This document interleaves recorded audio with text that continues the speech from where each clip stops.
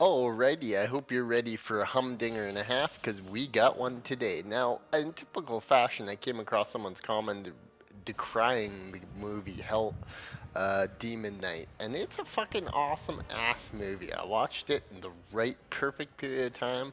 It's got some old friendly faces that I just absolutely love, and some just interesting dynamics. So let's fucking talk about it. Now, the movie starts off with an admittedly pretty disturbing scene with the old crypt keeper himself, who's admittedly a pretty terrifying looking prop. And then it quickly divulged into kind of, I thought it was like almost like post apocalyptic or something. But it's pretty ambiguous in itself, and we quickly are introduced to Jada Pinkett Smith herself. And the whole ragtag cast of miscreants held up in what I can only assume is some type of futuristic bar. And they go hard getting to know each other, and there's old Dick Miller in this too as well. Very familiar face, and a couple annoying faces as well. Like old Aunt Jemima here, who is just quite literally a crux on the entire team. And everyone seems to be fairly stupid and idiotic, except for one character, and you'll get to him very quickly. Anyways, one of them is some type of criminal, and he takes Jada Pinkett Smith hostage, and this whole thing happens, and it all just seems out of place, really. But all these characters are just drivel for what's to come, and the one character that I like more than ever is the one and only Sir Billy Zane himself. He's in this in stunning display, including punching a hole through the head of a fucking cop. I heard some mad stories about this kid, man. He's limber. He's too limber. Put a cork in it, Zane. But this isn't good enough for Billy Zane, because he's about to unleash something absolutely horrifying onto the world, and you'll notice soon enough that he somehow spawns these creatures, and well, just take a look.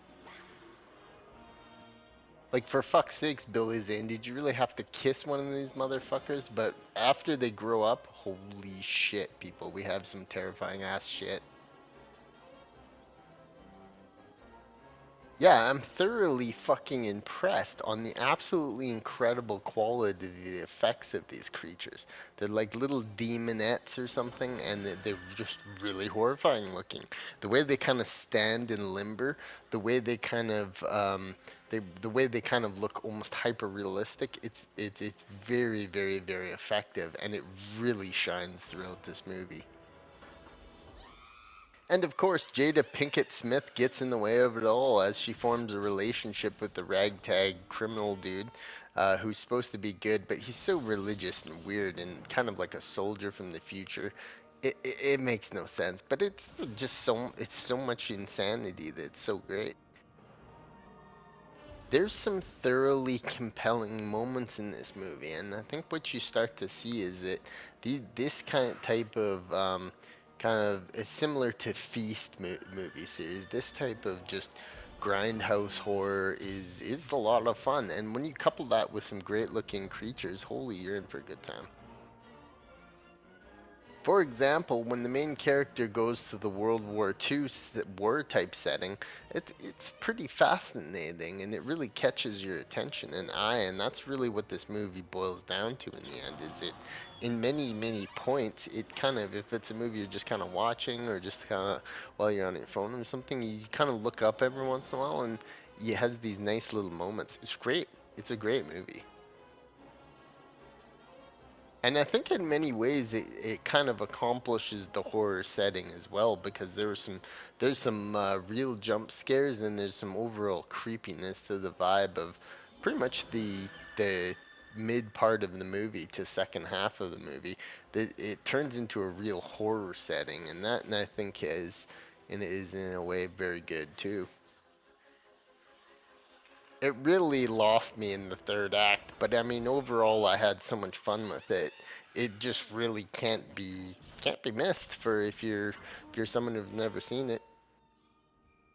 And I mean, I didn't realize that Billy Zane was such an absolutely fucking epic actor. I mean, there are parts in this that he is literally stunning at.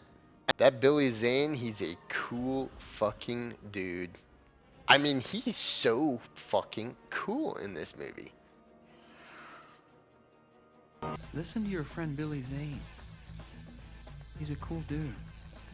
Is it perfect? Absolutely not. I mean, it is a lot of wasted potential with the demon creatures, but I mean, with what you have here, it doesn't even feel like it doesn't even feel like a Tales from the Crypt Keeper movie. It feels like a proper movie. It feels like something that is been thoroughly made and crafted, and that's a little impressive because as a millennial growing up, you always thought that the Tales from the Crypt Keeper were kind of like the it's almost like Goosebumps, but more. But I mean, there's full on titty, there's full on death of all demeanors in this. I mean, it's pretty premature for what it would have.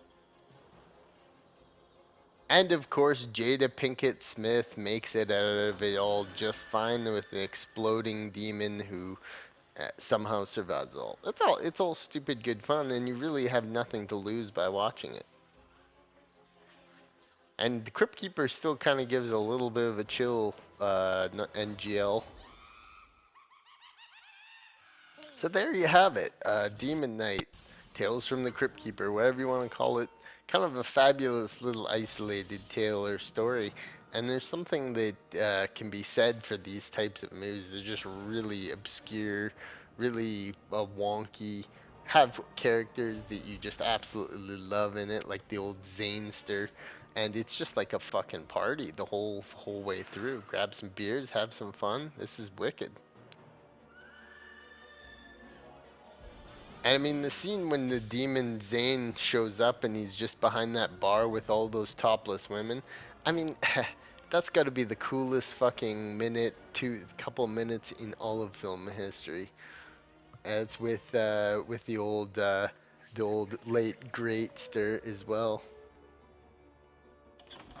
And we finish with an incredibly disturbing scene where Billy Zane tricks this fucking asshole into giving him his freedom, and he just straight up says, I lied, as the demons tear the guy apart. Ooh, it's poetic, my friends. It's poetic. Go and watch it. And if not, just to see Billy Zane in his prime.